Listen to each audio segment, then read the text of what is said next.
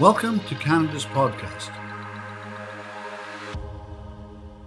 All right, ladies and gentlemen, my name is Rivers Corbett, and I am the luckiest man alive because I get to hang out with entrepreneurs from Atlantic Canada, that little space in the world that is doing magic with entrepreneurs in 4 provinces, population less than 2 million people, but just really doing some magical journeys. And look, my guest today is the real deal, and I actually put that into the name section because I have known Ross Parks for centuries. It's really been that long, and I can tell you that one, our friendship is very deep, but also our passion for forging our own way, forging our own path, making it work our way, and being just an incredible entrepreneur.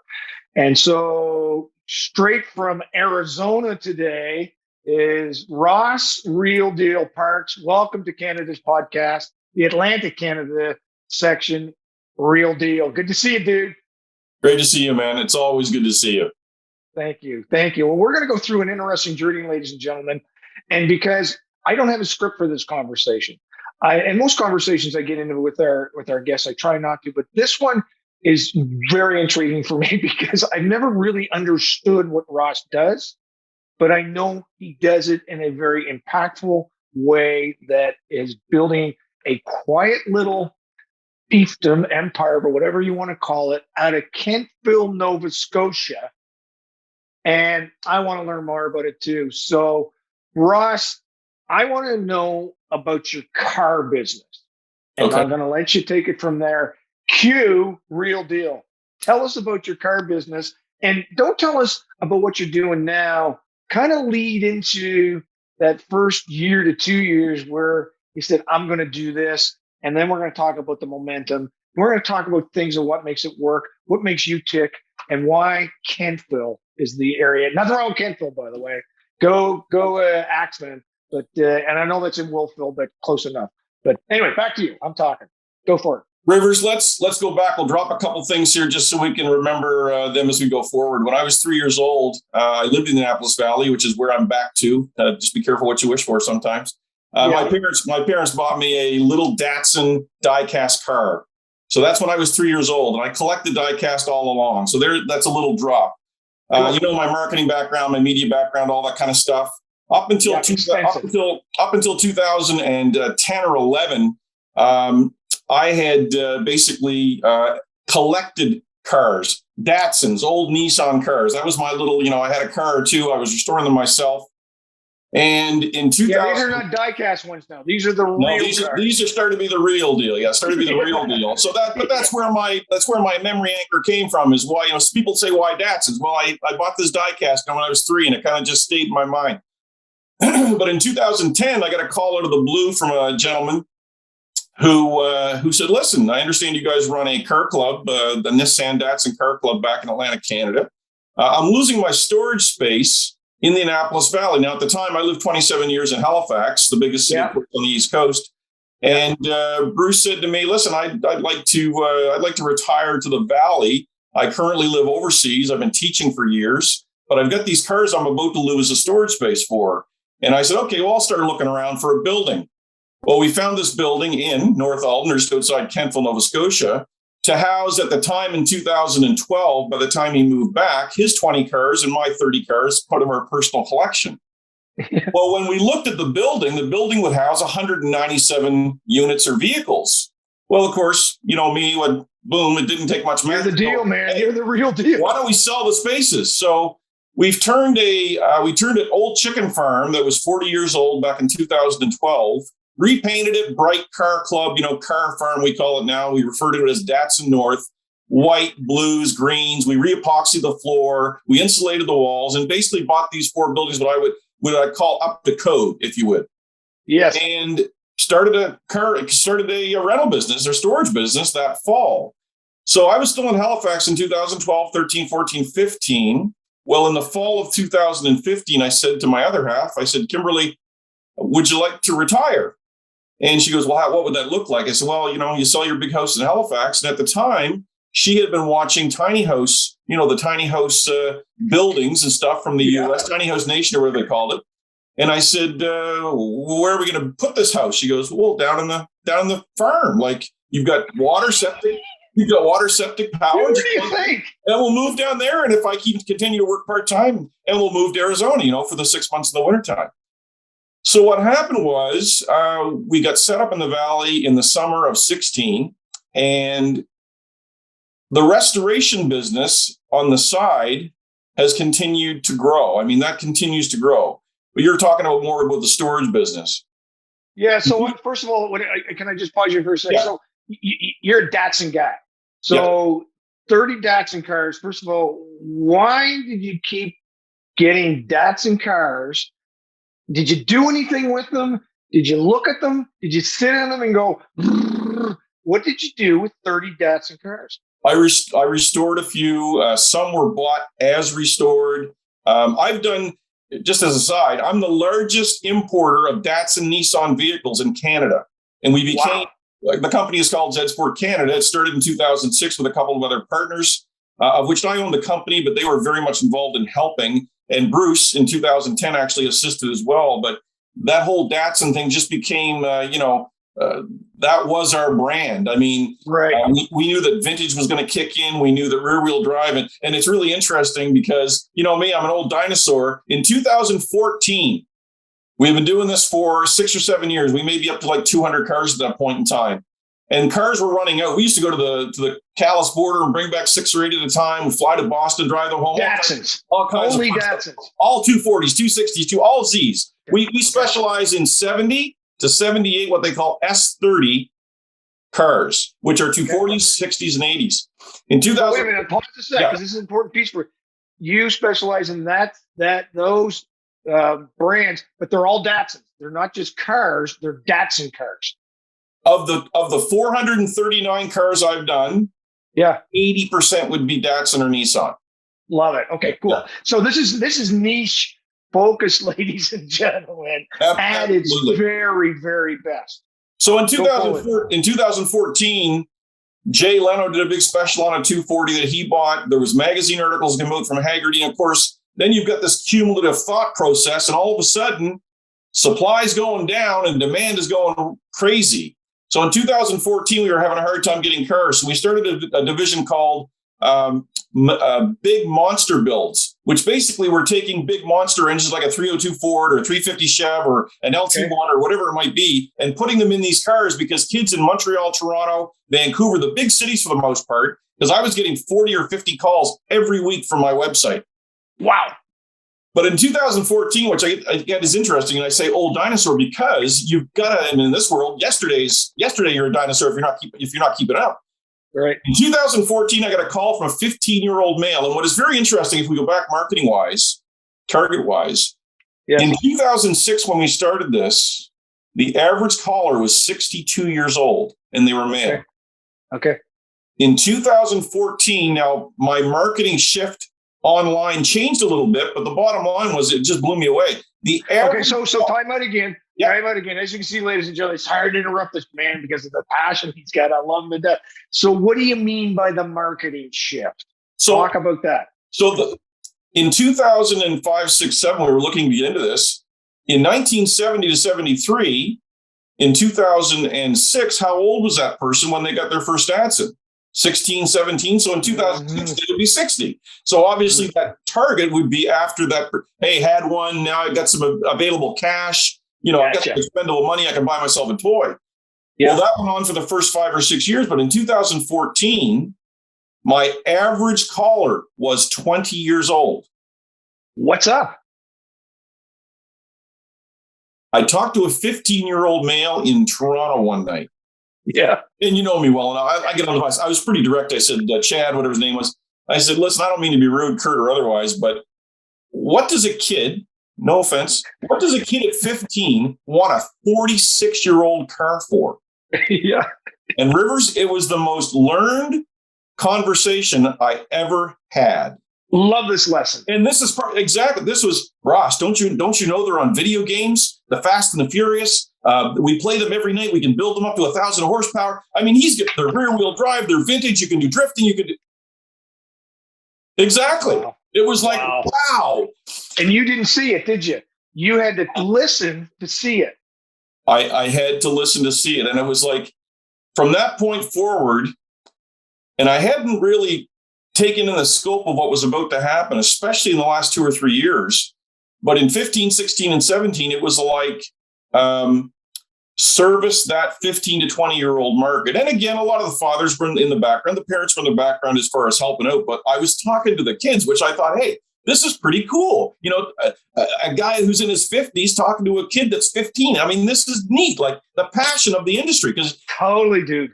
We always thought the car industry was going to be, you know, because it's true, 23% of people are not getting their license, 23% of people not buying cars, therefore they not, you know, say they're collecting them.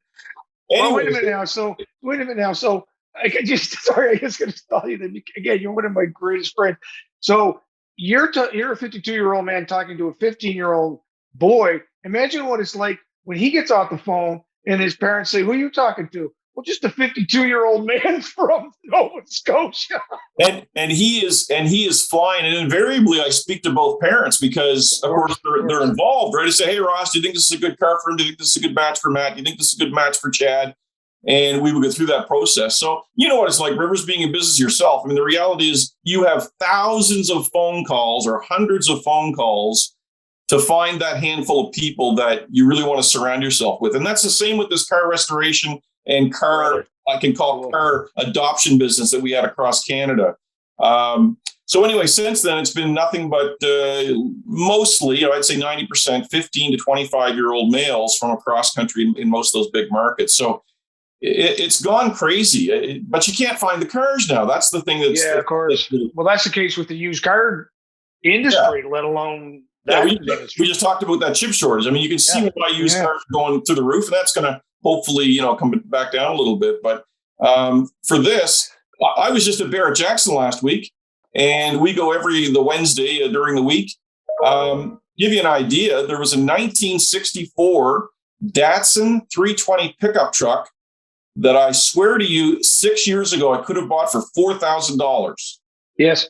And it went for $55,000. So now, Japanese, German, Porsches, Toyota Supras, all the Hondas, all that stuff are now having its day because let's face it, the big three have had their day already. Those folks are slowly going away. So I could see that trend, but I really didn't recognize the trend of that 15-year-old when they started making those phone calls and inquiries about wanting to get a Z out of the Southwest U.S. It was really exciting, and I know they're continuing to be excited about it.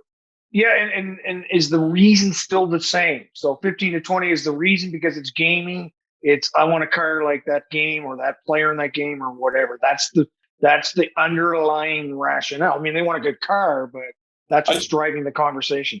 I think it is. Video gaming has definitely been a key component to it. And then you throw in the things like rear-wheel drive. Drifting, as you know, is big for kids. I mean, they've got sports now for drifting two cars together and all that kind of stuff.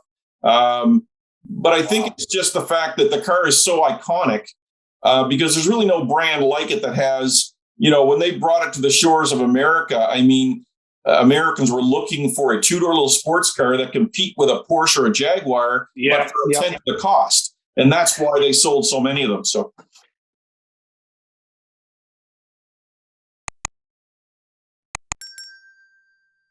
so let's not underestimate too here, ladies and gentlemen, the passion that's coming out from Ross here too. I mean, that's I hear stories all the time. Well, the opportunities there, the opportunity there, the opportunity. But if you're in it for a long term with an entrepreneur and you're not happy with, starts off the date is good, but ultimately, if you're not in love with that date long term, you're going to want to leave that relationship. And so that's what I love, the passion coming through. It's driven by something deep. You can't explain it. You just know there was a connection and you are driving that home hard. So how do you, it sounds like marketing really is based on word of mouth right now. Are you doing anything for marketing? Because you are a marketing, I'm going to call it I'm going to call it educator, not want to educate. You know all about that marketing world. Do you do anything in that space to drive that conversation right now? Well, this is an interesting timing for our interview because last 2 years I have spent, and the previous years to that, doing nothing but other people's vehicles. And I hate to disappoint on this call, but the reality is I think starting in summer 22, it's going to be restoring some of the things that we talked about before, is that I'm not getting to my own stuff. And, right. I'm 55, 56 here coming the next month. The reality is that you realize that if you had 30 cars, there's no way you're going to restore them all. You can't. You can maybe do 6 or 7 at the most. Yeah. So I'm going to concentrate on my own stuff. But to answer your question, Facebook and some generic things. We were on Instagram, but I had a real interesting year this past year when there was I had a guy that I knew for 50 years, like you and I have known each other from high school, that was in the radio business. Who had he probably wouldn't mind me saying that he was depressed and down in 2018 and kind of disenfranchised with the media business, came to me and said, "Hey, I'd love to work on the farm with you." And we've been fast friends and fast together ever since, helping me with my multi-locations, which we'll get into as far as expanding the business. And he had a stepson that came and visited during the summer of 19 and was a car guy and wanted to do this stuff. And unfortunately, it didn't work out well for us. We had to part ways in the fall of 21, but the whole experience of it taught me that I can't have it more than the person I'm trying to bring into this. And it was this whole thing of, you know what I'm talking about, Rivers. Most of us who have our own businesses, the value is in us. Unfortunately, most of the time when Ross goes away, the business is going to. So when I saw this 25-year-old kid, and I use that with all respect, when I saw him loving the cars and wanting to do fabrication, wanting to do painting, wanting to do all of it, because nobody wants to do it anymore. The person that I have is 36 years in the business. He's got so much business that he could work till 85, and he's the only one of a handful of people that are doing restorations. When I saw this young guy come along, I thought, man, this is my way to, not from a monetary standpoint, but simply to pass the torch. Of course. To keep the car restoration stuff alive. And when that fell apart last fall, that's when I had this, you know what, I'm going to work on my own stuff with my guys that I have internally and keep going. But I want to skip back to, pause a second, because I got to turn the light on in the room because it's getting dark here, man. Okay, first of all, when's your birthday in March, man? 1/5. That's so interesting. I'm 2/5. That's so interesting. It is interesting. And Rod Reeves is March the 9th. Brad Bootleer is March 24th. Jeff Ainsley is March the 7th. I mean, you have all these people that I currently have in my circle. A huge number of them are born in March, which is another aside. It's interesting. Well, that'll be a good party at the farm if we ever make that happen. So I want to talk about next steps.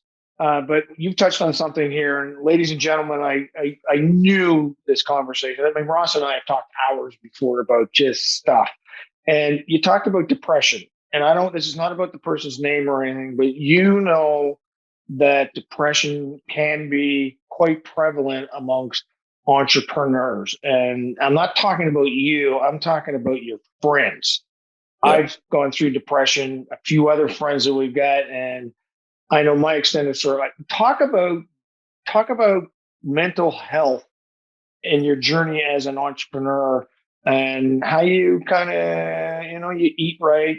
Kimberly's a vegan and so on. But is there any wisdom from Mount Sinai, and the other thing is, how do you? I'm a believer it's going to happen unless you actually protect yourself from it happening. Can you talk about that? I think you're right on. It's one of those things. We talked about the 4 Qs, the quotients of IQ, creative and emotional and adverse and spiritual. Those are the key components. When as you know, I was very depressed in 2005. I lost a major lawsuit against a competitor. Yep. And not to talk about that, but again, it's personal reference of answer your question is that I think that if you've surrounded yourself with people who believe in you, with people who Know what your strengths and traits are. I look back to 2006 when I slept for 90 days to 120 days, and I finally got a call after not losing the business, but certainly writing a big check and going down the tubes with that publication side. Yep. And I got a call from Chris Boone, the owner of Day Night Signs in Dartmouth. And Chris knew that I probably wasn't ready to be, because I'm an outside sales guy. I'm a front end guy, but I just couldn't do it. I just couldn't do it. I was barely getting out of bed. And Kimberly at some point was know the journey, man. Know the journey. Thing. So Chris Boone calls and says, hey, get in here. It's all incoming calls from Toronto and all the advertising agencies. You can do it for a year, blah, blah. And he was, I can't stress enough. Obviously you were there and Brian was there and Steve Fezzik, all these people, but it was the Chris Boone that reached into my house and pulled me back into. So I think you have to have that. But the bottom line is you got to get up off the ground. And I've heard you talk about it a lot with regards to, you've got to fail to win. It sounds like so cliche, but you have to. If you don't have these little setbacks, like the one I had last fall, you don't learn from that in order to get to that next step. And the reality is, look at it this way. I'm in Arizona. I spend the winters. I have a comfortable situation. Things are good. We eat well. We talk well. We have a great time. You're off to California for 2 weeks. We do cars back in in Kimberly Works Park. But the reality was that we wouldn't have that without the support of people around us. So including a good spouse. I really mean that along the journey. That's very, very powerful. So thanks for letting me do that little segue on that. I think it's an important piece. I'm a big advocate. I too slept for 90 days, and it took me a while just to walk more than one time around the block. It's an ugly journey. But wouldn't you agree?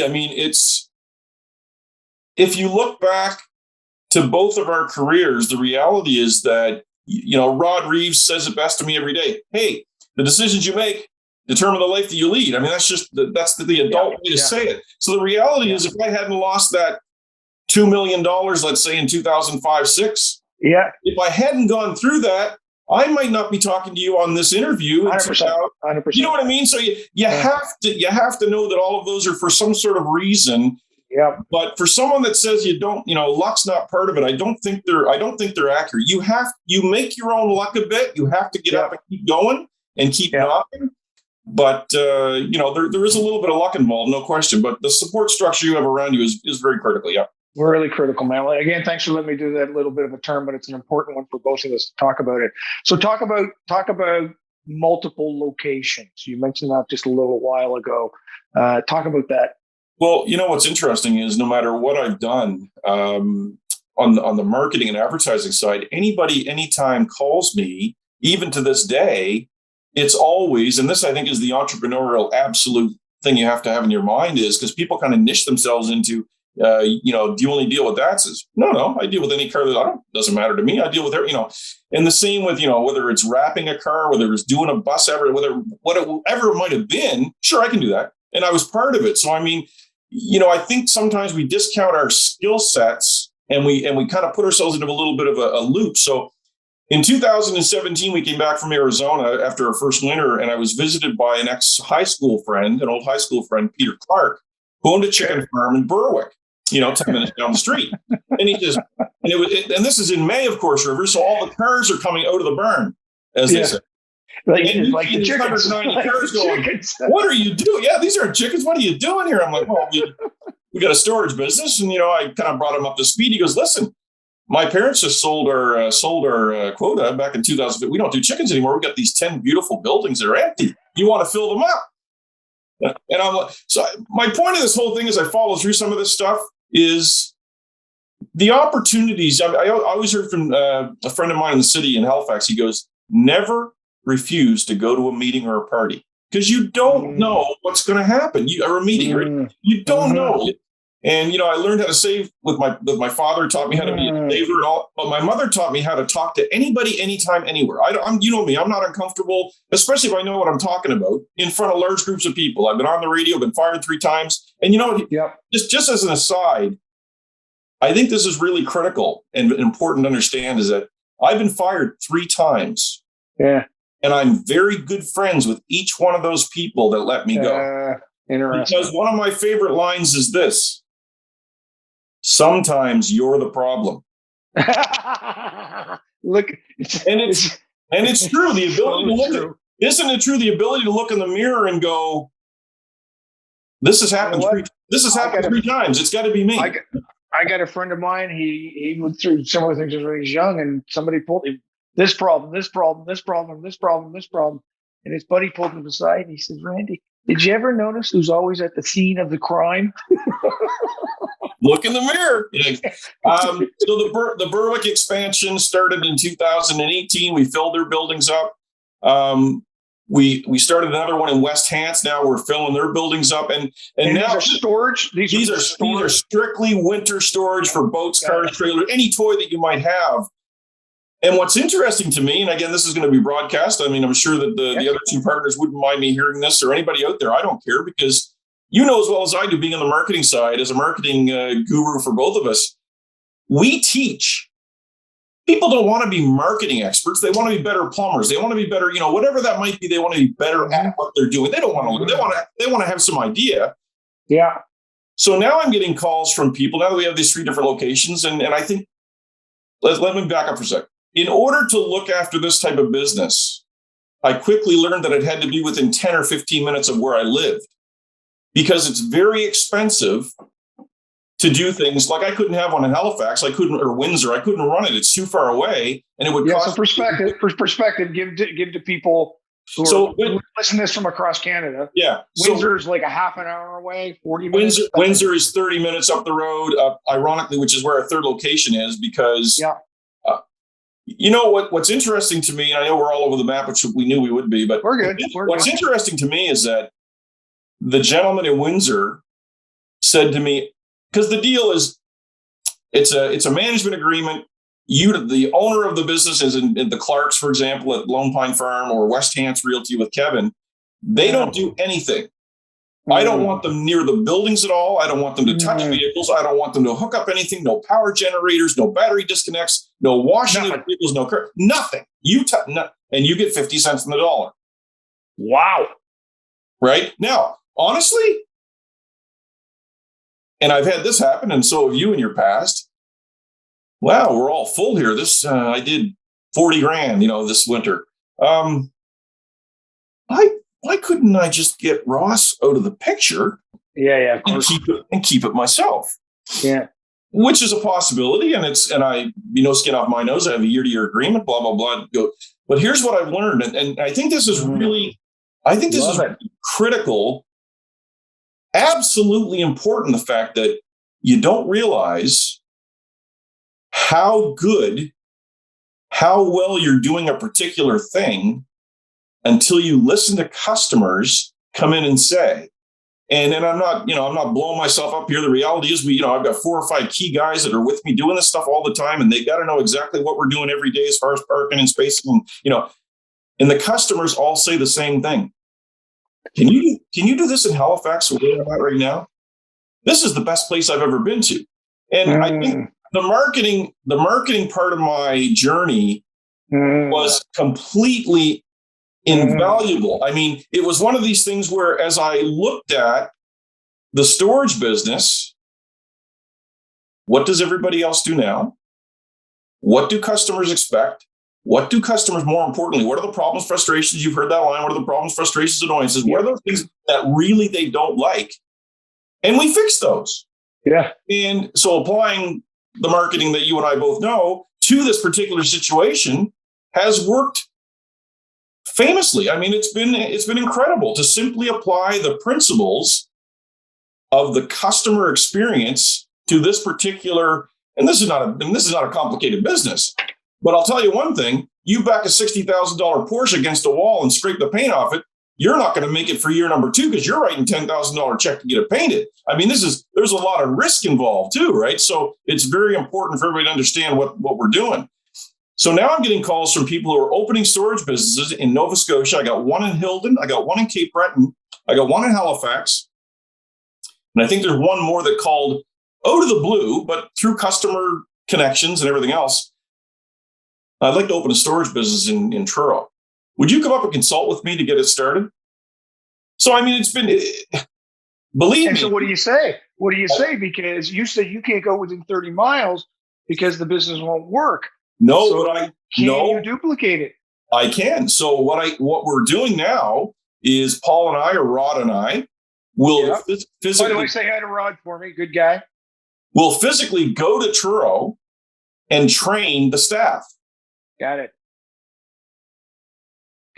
And hope that sticks. And I get my fee to do that or whatever. And I leave, because again, you can't do anything without that 15, 20 mile radius, because it just costs, there are certain things that, there's a policy and procedures little pamphlet that we put together. And it's 20 things that never happen on the car farm or never happen at a storage business. And these are all obvious drop dead things. You never drive a customer's car off the lot. All kinds of, you never park without two people. There's all kinds of things. But it's interesting that, in 2016 or 2012, when we started the business, never did I think, I sincerely, because me, I was kind of on the downside, getting maybe ready to set up to retire, or at least semi. And in 2012, it was, this is a place for my 30 cars. And then all of a sudden it was like, what are these empty spaces? Well, we might as well sell them. And then it moved into 2015 where, Peter Clark, would you like to do our building? And it's just about to the size that I'd like to do it. But, as you look at this from a opportunity standpoint, is that there's always going to be toys to store. There's always going to be inside things that people want to put away for years to come. And I think that someone could probably take over what we're doing now. So that's what I'm in the middle. And I referenced that at the beginning of our conversation, is I think I'm going to basically slow down from any importing. I'm done doing things for other people. Basically look after my own backyard and attempt to look for a sale for the farm in the next 3 years, of which I've had 2 offers already, one from Ontario and one from Halifax, to sell everything. Because a good friend of mine in Halifax came to me and said, I don't think you recognize the value of what you have here. You have 4 properties to live in. That's worth X number of dollars. You have all of these buildings, and you have these other 2 management contracts, which, if they continue to go, generate X number of dollars for the business, plus the restoration side, and plus all the other things, little things that you have on the go. And it's all about connections. You're the one that has the built-in value of connections. I just can't call Rivers Corbett and say, hey, because I don't know Rivers. I just can't call Farrell Jordan and go, hey, would you restore my car? I don't have these. I can't call Datsun South down here in Surprise, Arizona, and go, Greg, can I park 4 or 5 Zs at your house and have them serviced by Jason, your tech? So, entrepreneurship is definitely about making all of those connections. But 90% of the journey is just getting up, though, isn't it? It's just getting up. And that's what frustrated me with this last little failure we had last fall, was all this up. Think about it, Rivers, all this opportunity laid at this person's feet. Yeah. Business for 10 to 12 years, hundreds of thousands of dollars in business, and good kid, but just couldn't get his head around and it wasn't my expectations. It was, what do you want to do with this so I can put together a consultative approach to hold your feet to the fire?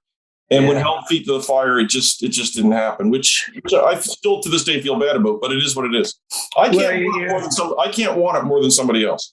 No, if you want it more for them than they want it for themselves, it's not going to happen. The other thing, a lesson learned, and the stats showed, is that most successful entrepreneurship journeys start with people in their 40s, not in their 20s, not in their 30s. The smart 30-year-old or 20-year-old are starting to build a business. We'll bring in the 50-year-old and the 40-year-old because of the connections, because of the scars, because of the depressions and all that stuff, because they know the journey. They know the road.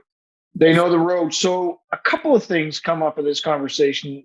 First of all, thank you.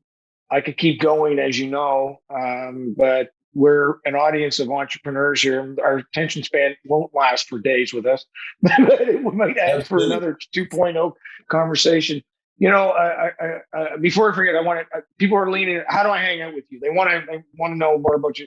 What's the best way for them to hang out with you? I would say email zsportcanada@gmail.com. Certainly welcome to do a FaceTime call, anything like that. Zoom call. Are you on LinkedIn or anything like that? I am on LinkedIn. Yeah. Yep. Ross Parks. Love it. Go there, man. Take it up. The other thing I want to tell you, my friend, and you talk about connections, is that I was having a conversation with my lovely partner, Samantha, this morning about friends and that inner circle and the people you can call and they're going to be there for you. And no questions asked. You can count on them. They've been through battles with you. They've been through good times. They've been with bad times. You know where I'm going with this. You, my man, are one of them who are in my inner circle. We don't talk a lot, but I'm always want you to know you are in my inner circle for all the right freaking reasons. And so thank you, man, so much, Ross, for hanging out with me today. It's always, I was a little bit worried because he was running a little bit technologically wonky on me. And I said, oh no, here we go. He's going to claim, oh, I couldn't get on. we got it done. But I really want to thank you, Rivers. I mean, I listed, I've got a short list, as you probably do, of people that you may not see very often. I think what entrepreneurs really have to look for again is you got to look back and never forget where you came from. I mean, the reality is that how could I ever be mad? And I use that term lightly. How could I ever be mad at a Mel Cooper who showed me the road to entrepreneur, in Seacoast Sound? How could I ever be mad at Rivers Corbett, who has done so many things to help me zag instead of zigging? I mean, your favorite line, the Brian Bullies who've been there. So you're right. There are a handful of people that you can't say enough about that you could call out of the blue. And those are the people that keep you and I going and you and I pumped up to get to another day. So I love your brother, and thank you so much for this. Keep it awesome. Enjoy yourself in California. Go hang out with this man. Say, what's the name of the company again that you said East Coast? It's called Z Sport Canada. Z Sport Canada. But your email is East Coast something, isn't it? No, it's zsportcanada@gmail.com. Okay. Yeah. All right. Love it. You're awesome. You're going to be, anyway, love you, man. You go enjoy yourself. We'll be in touch. Thanks, everybody. Good luck, everybody. Take care.